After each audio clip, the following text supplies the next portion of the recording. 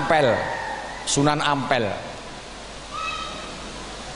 Salah satu dari Wali Songo itu adalah orang pertama yang melantik Raden Patah sebagai Sultan Demak.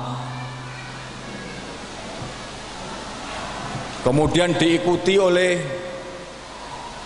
Sunan Gunung Jati dengan melantik Maulana Muhammad Yusuf menjadi Sultan Banten. Dan dengan berdirinya dua kesultanan ini, maka seluruh tanah air ini berkembang kesultanan-kesultanan yang banyak sekali. Ada Sultan Mahmud, ada Sultan Maimun di Sumatera Barat, di Sumatera Utara, di NTB, di Tidore, di Sulawesi, banyak kesultanan. Sultan itu artinya apa? Sultan itu artinya kekuasaan politik.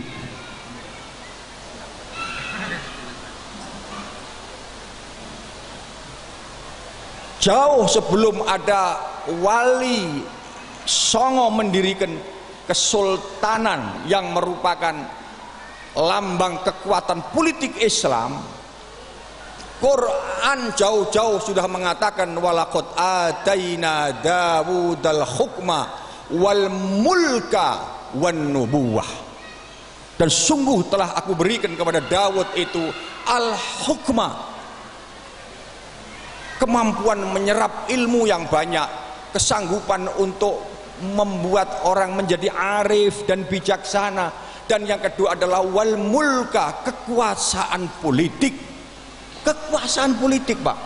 Baru yang ketiga wan nubuwah. Oleh karena itu putra Nabi Dawud, Nabi Sulaiman, dia adalah nabi dan dia adalah raja. Nabi Yusuf, putra Nabi Yakub, dia adalah nabi tetapi juga raja Mesir, salah satu Fir'aun yang kesekian. Begitu juga Nabi Muhammad sallallahu alaihi wasallam, beliau adalah Rasulullah tapi juga panglima perang. Nah, karena itu perlu kita pikir ke depan. Apakah yang dirintis oleh Sunan Ampel dengan menjadikan Raden Patah, yang Raden Patah itu anak Brawijaya yang Buddha, kemudian nyantri ke Ampel dan diangkat jadi Sultan di Demak, kemudian diikuti oleh para wali-wali yang lain, dan sampai di Indonesia bertebaran kesultanan-kesultanan. Semangat seperti inilah yang seharusnya tidak boleh hilang di negara kita.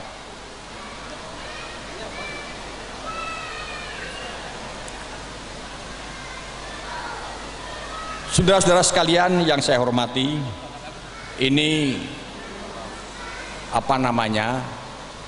sebagai impian saja, betapa indahnya kalau orang Islam yang terkotak-kotak dalam partai-partai ini nanti ada atau tidak ada parlemen threshold, itu bisa difikirkan apa yang diinginkan oleh Sunan Ampel ini menjadi bagian dari yang kita teruskan.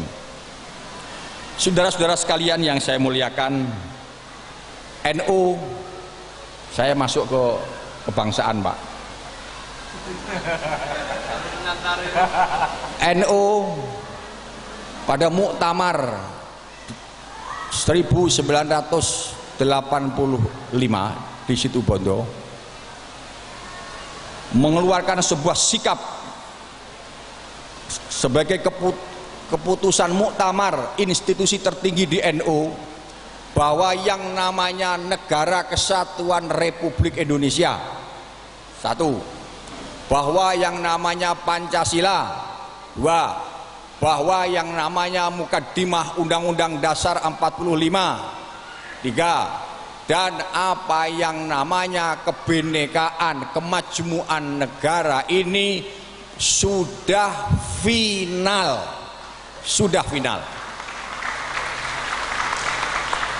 Sehingga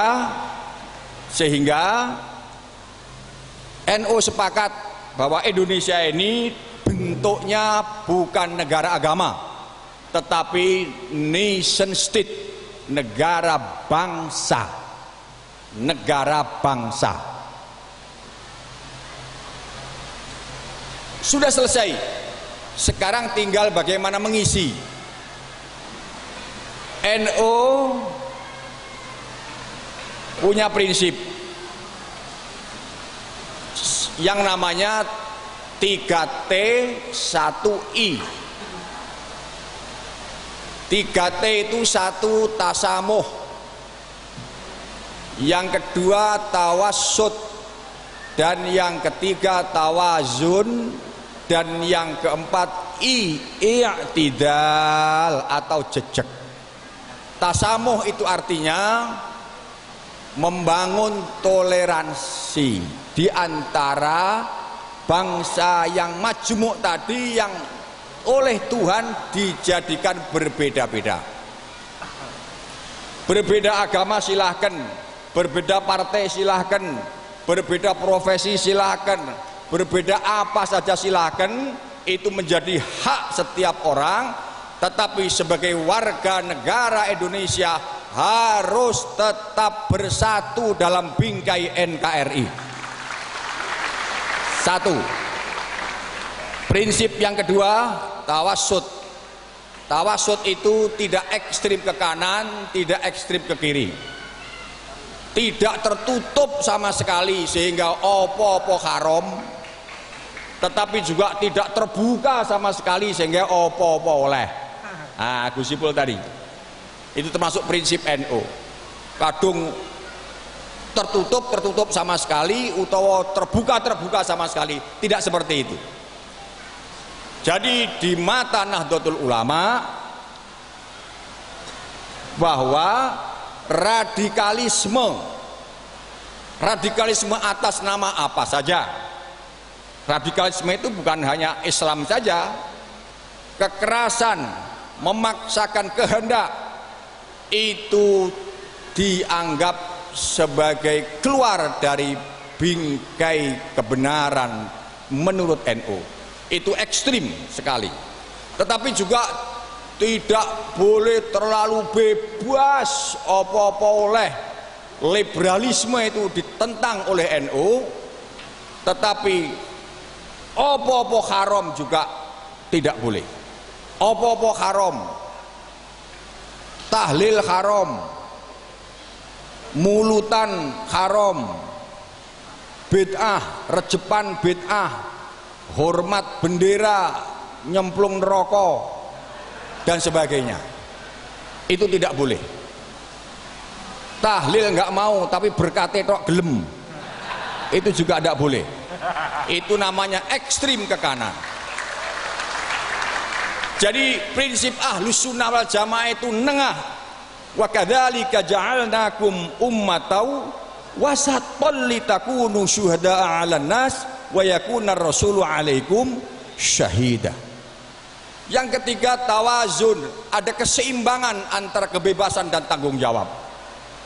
NU menghargai orang bebas berbicara, bebas berpendapat, bebas berkreasi, bebas bergerak untuk menyampaikan keinginan-keinginan, tetapi mesti dibarengi dengan tanggung jawab. Tidak boleh hanya bebas tetapi tidak tanggung jawab. Ada jalan sumpet sehingga macet semuanya, orang kerja tidak bisa, itu tidak bisa. Yang keempat adalah i'tidal. I'tidal itu jejak pada prinsip. Boleh tasamuh dan toleransi, tetapi tetap harus dipakai ayat yang mengatakan lakum dinukum waliyadin. Soal teologi kita mesti berbeda, soal sosiologi ayo bareng-bareng. Jadi tidak asal toleransi. Ini yang kedua. Yang ketiga, kitab-kitab pesantren yang terakhir ini kitab-kitab pesantren sudah mengatakan, ada kitab namanya Bughyatul Mustarsyidin yang didoktrinkan oleh kiai kepada santri, Pak. Waqad aujaballahu hifdzal kulliyatil khams, ad-dinu wal malu wal aqlu wan naslu wazida fihil irdu. Allah telah mewajibkan kepada umat Islam untuk menjaga 5 prinsip al-kulliyatul khams. Itu harus dijaga, wajib dijaga. 1, menjaga agama. Menjaga agama. Maka semua anggota DPR yang dari agama Islam apapun partainya, hukumnya wajib menjaga Islam ini.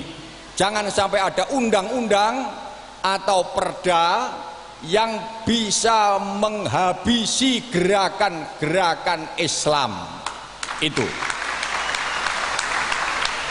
Karena apa? Karena menjaga agama itu wajib. Orang Islam jadi pejabat, jadi gubernur, dari bupati, dari wali kota, jadi polisi, jadi tentara, kalau agamanya Islam wajib menjaga agama. Kalau enggak mau menjaga agama, dosa. Apalagi miara maksiat, yang maksiat itu bisa melunturkan agama, itu dosa. Yang kedua, wal malu, menjaga harta. Dan menurut pesantren, harta terbesar, harta yang paling bernilai itu adalah negara. Jadi wajib menjaga negara ini. Negara bukan hanya tanggung jawabnya tentara, tetapi seluruh umat Islam wajib menjaga negara. Karena itu ketika sekutu mau datang ke sini, Mbah Hasyim, Kiai Hasyim Asy'ari mengundang kiai-kiai untuk rapat bagaimana menghadapi Belanda yang mau datang.